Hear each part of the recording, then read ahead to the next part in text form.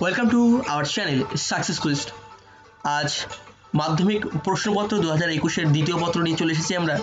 ভূগোলের এর আগেও একটি সেট দিয়েছি এমন, আজ সেরূপই আবার আলোচনা করব ভূগোলের একটি সেট সংক্ষিপ্ত প্রশ্নের। তো চলো শুরু করি আমরা। প্রতিটি প্রশ্ন দেখো গুরুত্বপূর্ণ, তোমাদের এক্সাম পার্সপেক্টিভে যে সমস্ত প্রশ্ন এসে থাকে সেই সমস্ত প্রশ্নই এবং তেমন ধরনের করা হয়েছে। প্রথম প্রশ্নটি কি রয়েছে আমরা দেখব।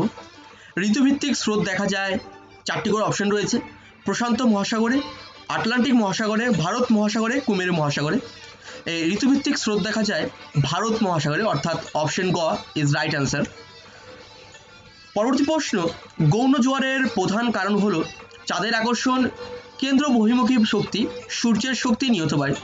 এই গৌণ জোয়ারের প্রধান কারণ হলো কেন্দ্র বহির্মুখী শক্তি। পরবর্তী প্রশ্ন, কঠিন বজ্র ব্যবস্থাপনার পদ্ধতি, চারটি অপশন রয়েছে: নিকাশি, স্ক্রাবার, কম্পোস্টিং, কোনোটিই নয়।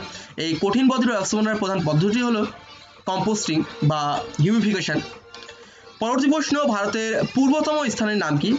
পূর্বতম স্থানের নাম কি? এখানে চারটি অপশন রয়েছে: গ্রিহার মোটর, ইন্দিরা কল, ইন্দিরা পয়েন্ট, কিরিথু। এর সঠিক উত্তরটি হবে কিরিথু। কিরিথু এটি হচ্ছে ভারতের পূর্বতম স্থান, অরুণাচল প্রদেশ রাজ্যে রয়েছে।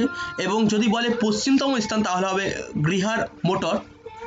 পরবর্তী প্রশ্ন, ভারতে মৌসুমী বায়ু প্রবেশ করে কোন সময় বা কোন মাসে? চারটি অপশন রয়েছে: জুন মাসে, জুলাই মাসে, মার্চ মাসে, ডিসেম্বর মাসে। এর সঠিক উত্তর হবে জুন মাসে। পরবর্তী প্রশ্ন, তুঙ্গভদ্রা হলো কোন নদীর উপনদী? এখানে রয়েছে কৃষ্ণা, কাবেরী, গোদাবরী নদীর উপনদী। এর উত্তরটি হবে কৃষ্ণা নদীর উপনদী। পরবর্তী প্রশ্ন দেখব। পরবর্তী যে প্রশ্নের ধরন রয়েছে সেটা হচ্ছে উপযুক্ত শব্দ বসিয়ে শূন্যস্থান পূরণ করো। এখানে অর্থাৎ শূন্যস্থান রয়েছে কি রয়েছে? স্যানিটারি ল্যান্ডফিলে ড্যাশ গ্যাস উৎপন্ন হয়। এই স্যানিটারি ল্যান্ডফিলে মিথেন গ্যাস উৎপন্ন হয়। পরবর্তী প্রশ্ন, পেরু স্রোতের অপর নাম? এই পেরু স্রোতের অপর নাম হাম্বল স্রোত, যা প্রশান্ত মহাসাগরে দেখা যায়। কুমায়ুন অঞ্চলের হ্রদকে ড্যাশ বলে? এই কুমায়ুন অঞ্চলের হ্রদকে তাল বলে, যেরকম ভীমতাল, নৈনিতাল। পরবর্তী প্রশ্ন, আরাবল্লীর সর্বোচ্চ শৃঙ্গ ড্যাশ? আরাবল্লীর সর্বোচ্চ শৃঙ্গ হলো গুরু শিখর। পরবর্তী প্রশ্ন কি রয়েছে আমরা দেখব। রয়েছে দু এক কথায় উত্তর দাও যে কোনো পাঁচটি।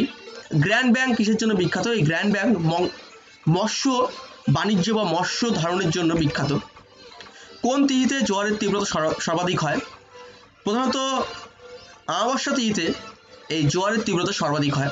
গোদাবরী ও কৃষ্ণা নদীর মাঝে কোন হ্রদ রয়েছে? গোদাবরী ও কৃষ্ণা নদীর মাঝে কোলেরু হ্রদ রয়েছে। পাঞ্জাবে নবীন পলি মাটিকে কি বলে? পাঞ্জাবে নবীন পলি মাটিকে বলা হয়ে থাকে বেট। পরবর্তী প্রশ্ন আমরা দেখব, কোন মাটিতে জাফরান চাষ ভালো হয়? এই জাফরান চাষ ভালো হয় কারেওয়া মাটিতে, যা জম্মু কাশ্মীরতে রয়েছে।